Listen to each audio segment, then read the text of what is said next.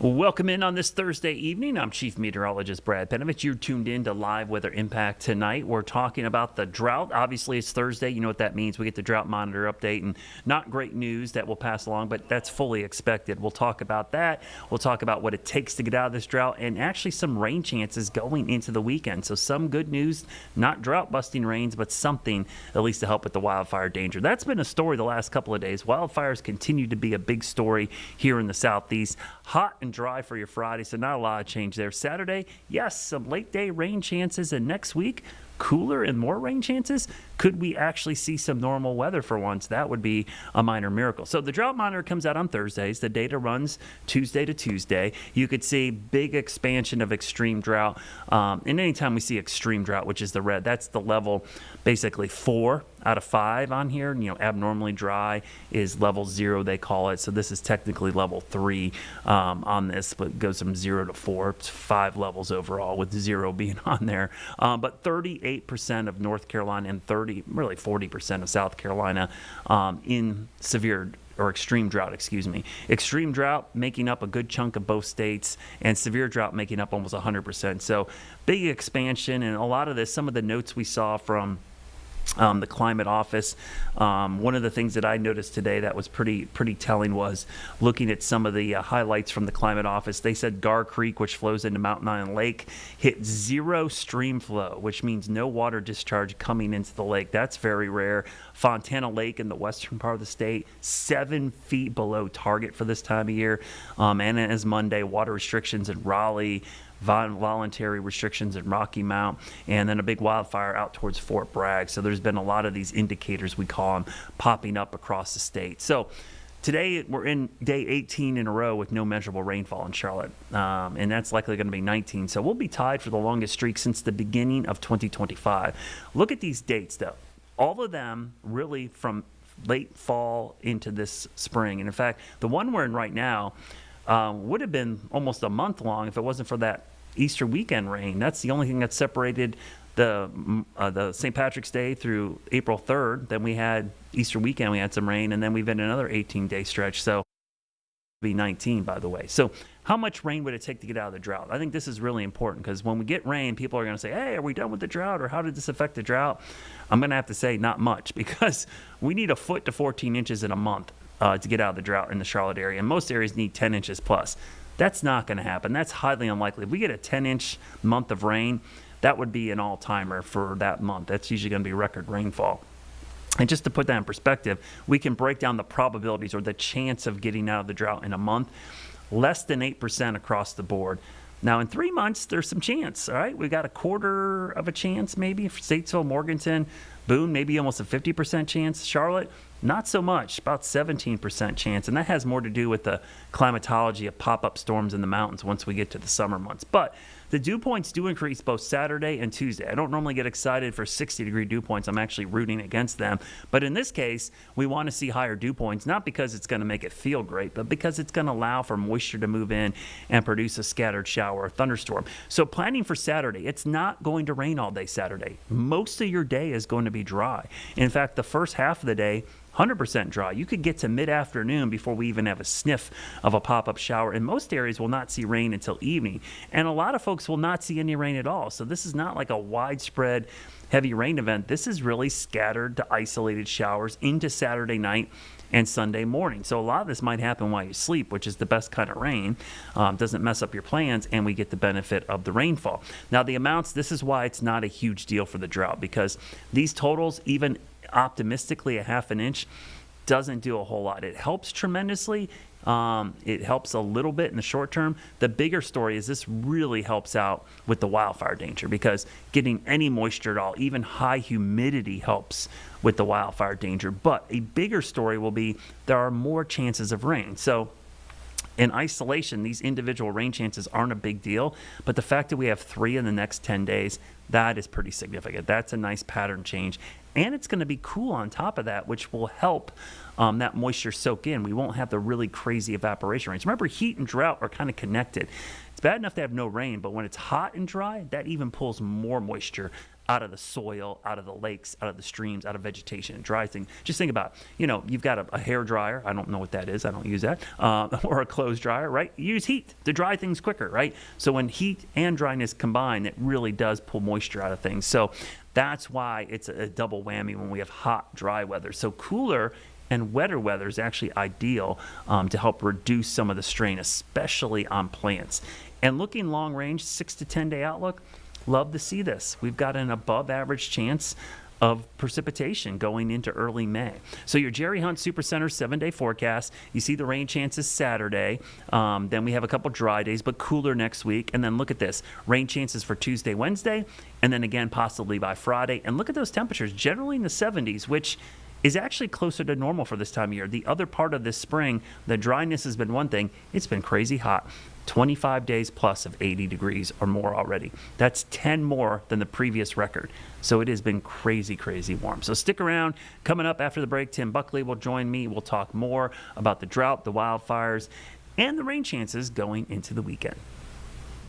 Weather Impact Live with Brad Panovich is sponsored by Moisture Lock, crawl space, basement, and foundation repair experts serving the Carolinas since 1988. Tired of all this rain? Does your yard look like a swamp after it rains? Hi, I'm Greg Doggett with Moisture Lock, Charlotte's premier waterproofing and foundation repair company. The longer water sits, the softer soil will become. This can cause foundation issues. If you're having drainage issues, contact Moisture Lock. We'll get the water away from your home and out of your yard. Moisture Lock, stabilize, enhance, protect.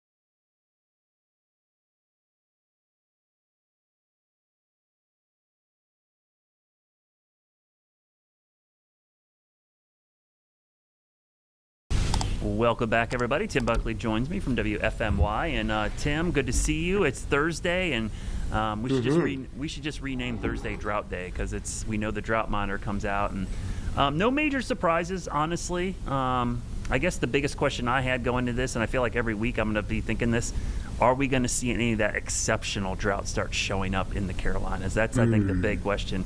But we certainly saw a pretty, at least in the western part of the state, a pretty big expansion of the extreme drought, which is kind of just as bad in my opinion. It's right there on that threshold of being the worst case scenario, you know?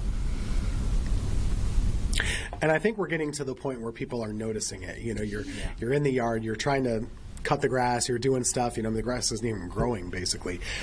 All of these things are starting to have visible impacts, and it's going to just continue to get worse. So things are browning up a little bit.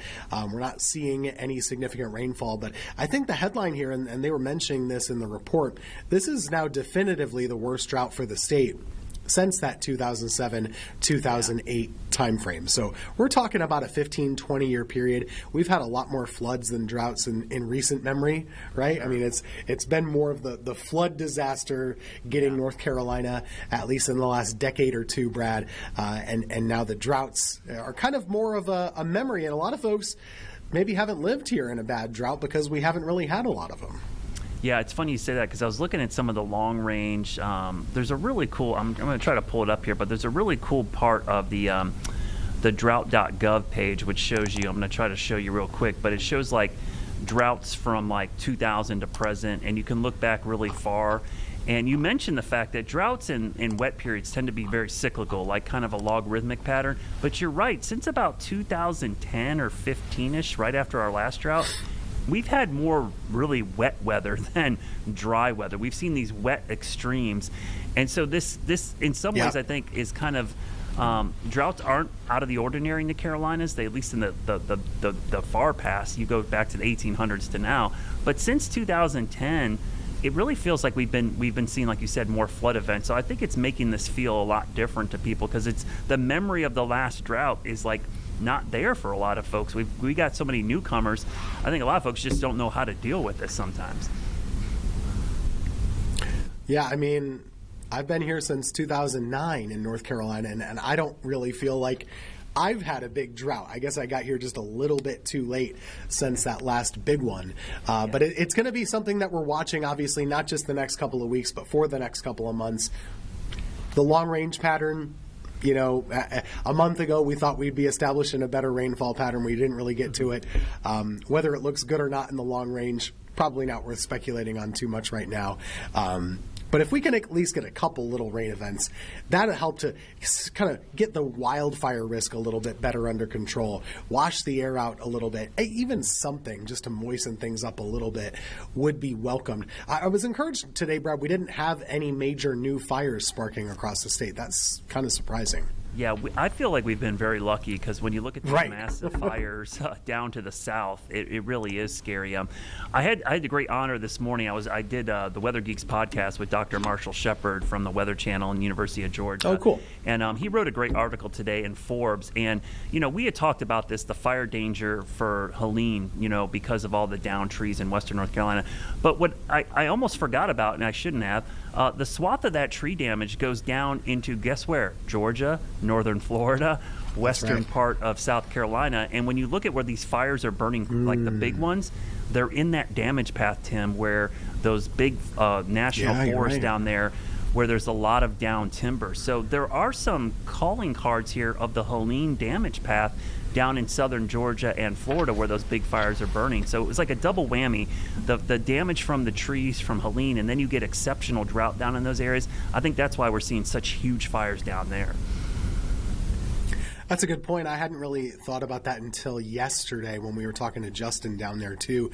But you know, you mentioned it's visible. I haven't personally been down to the Georgia area, but most of us watch the Masters golf tournament. You can see the difference in Augusta. Just, you know, after Helene, Augusta got hit just as hard as about anybody. Those cities really lost a big fraction of all of their tree cover. And so you're right that probably, especially when you're talking about a forest, no one's going in and clearing that out. They don't have backyards. There's nothing that is managed per se. It's just left to do what it does, or decompose. And this is one way that, unfortunately, nature can get rid of it.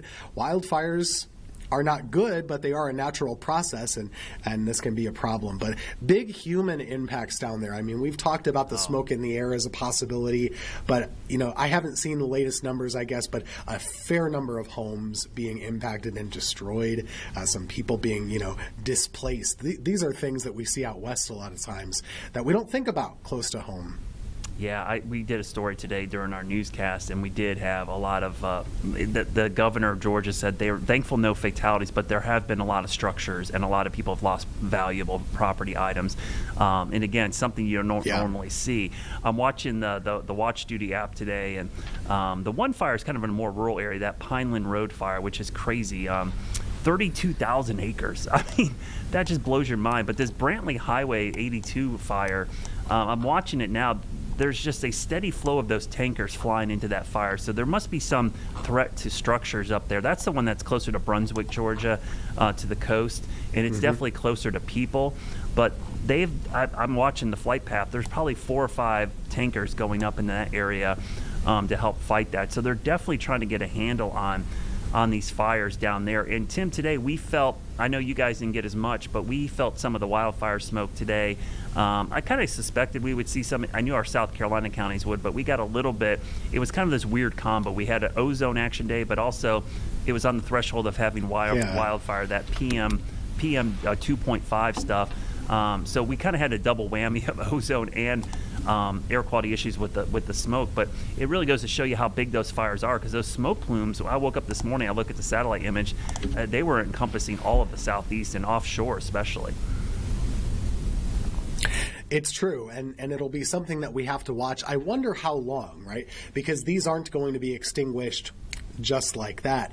Yeah. It might still be a factor a little bit beyond the weekend or into next week. I mean, it just goes to, it depends on how long it takes for them to burn themselves out, because they're big enough now that they're not going to extinguish themselves completely on their own. We talked about it so much in recent years with Canada dealing with their wildfires, and a lot of those are in remote areas. You can't really put them out per se. This is a little different, but similar in that they're mostly in forests and they're really big. And so we might see that continue to be an issue. So the thing that you'll want to, if you're tracking at home, want to be watching for is our wind out of the south or a little bit from the southwest, but it's pretty much a due south wind that would get us. If it's a southwest wind, it could kind of take it along the coast a little bit.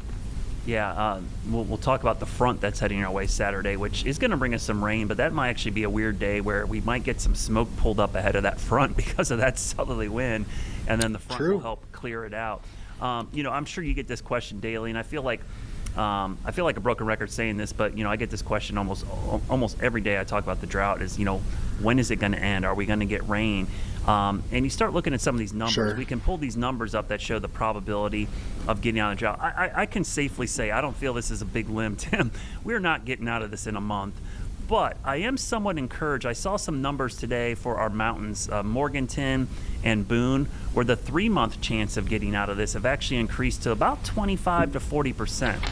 And I think that has more to do with climatology, because if you know that part of the state, what happens in the summer, we get ridgetop thunderstorms that develop, usually up in the mountains. And even if we don't get a front, that's an area that tends to get afternoon storms almost every single day. So maybe by the summer there'll be some relief.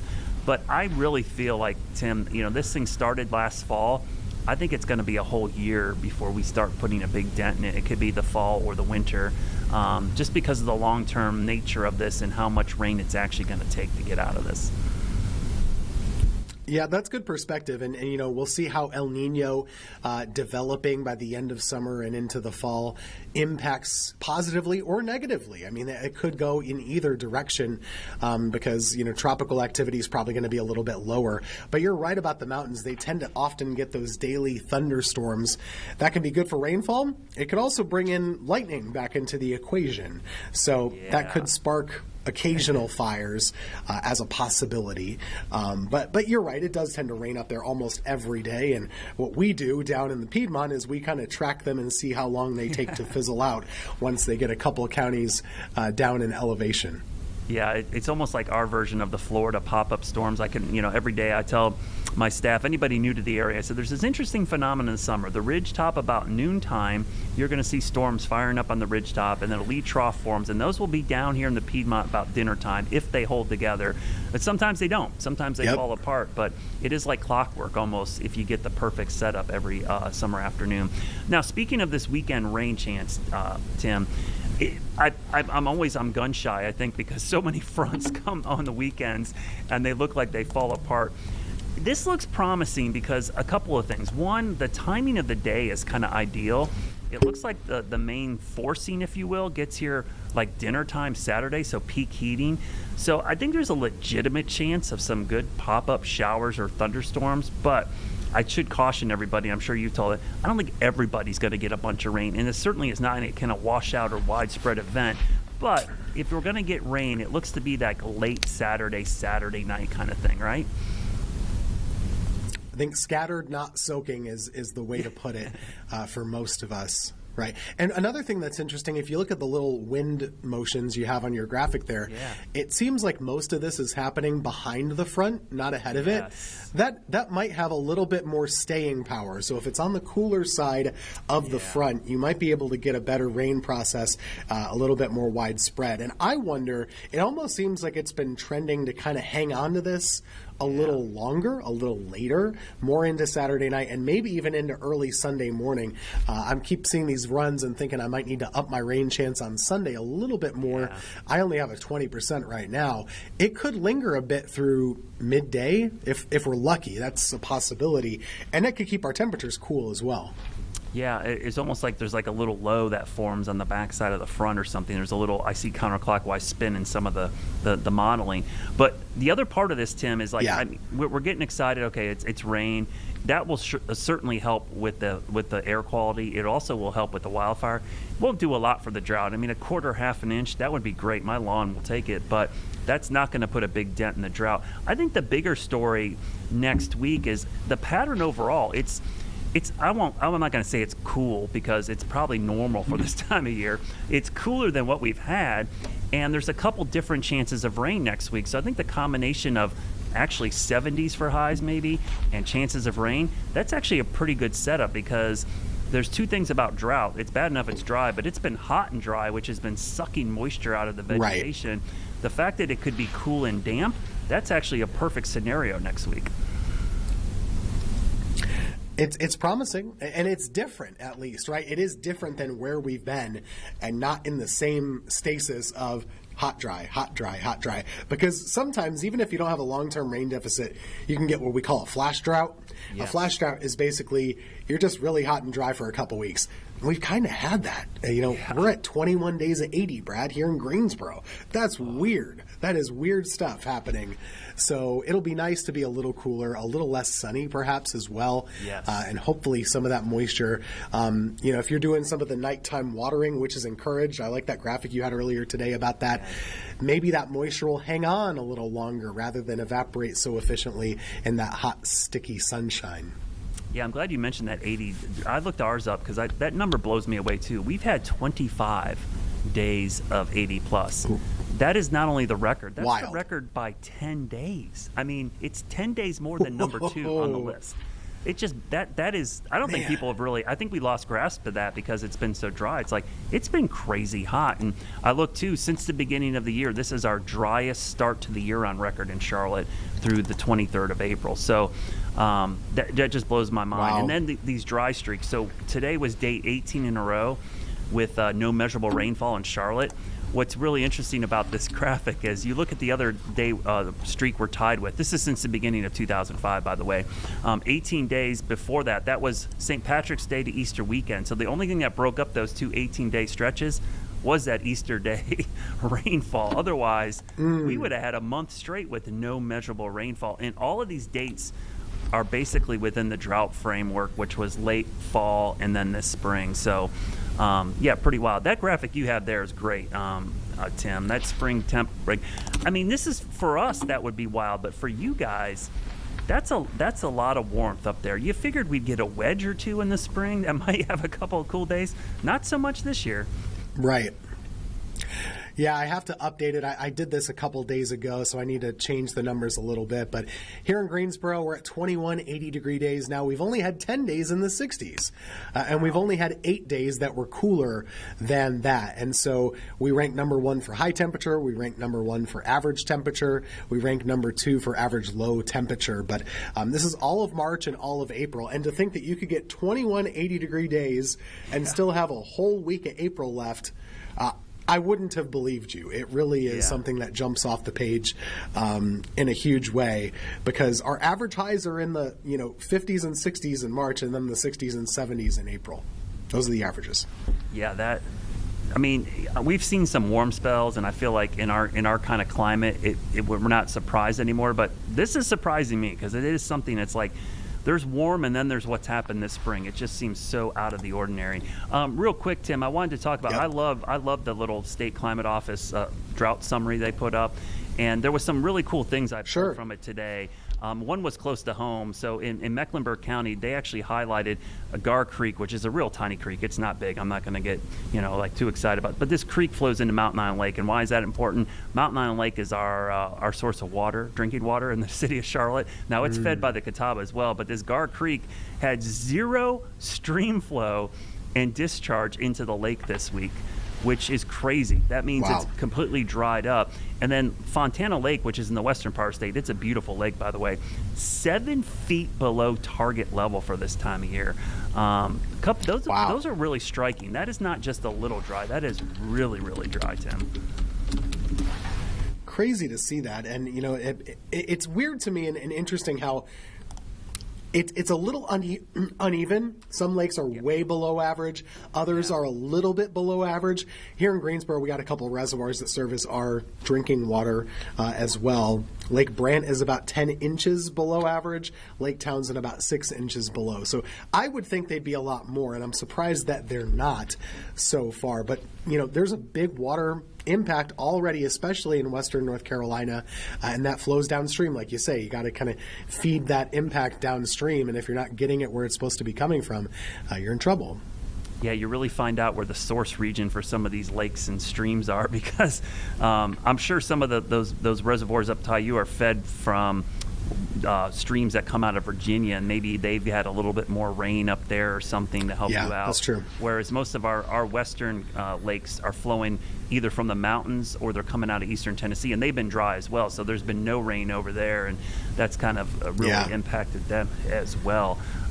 It is interesting to see just how dry it is, Tim, and to see if this pattern will flip. I am curious. We talked a little about El Nino a little bit, and we talked about it during our drought special on Monday. We talked to the assistant state climatologist about this, and for the state, and he was under the same impression I was. I've heard online, you hear a lot of people, even people commenting on my drought post, hey, we've got El Nino coming. The thing to remember, Tim, is El Nino isn't really going to take place until the fall or winter, and the impacts from El Nino in the Carolinas, at least, typically don't happen till the winter. So even if we get a super El Nino, we'll call it, the impacts wouldn't be till the winter time. So that's a long ways away.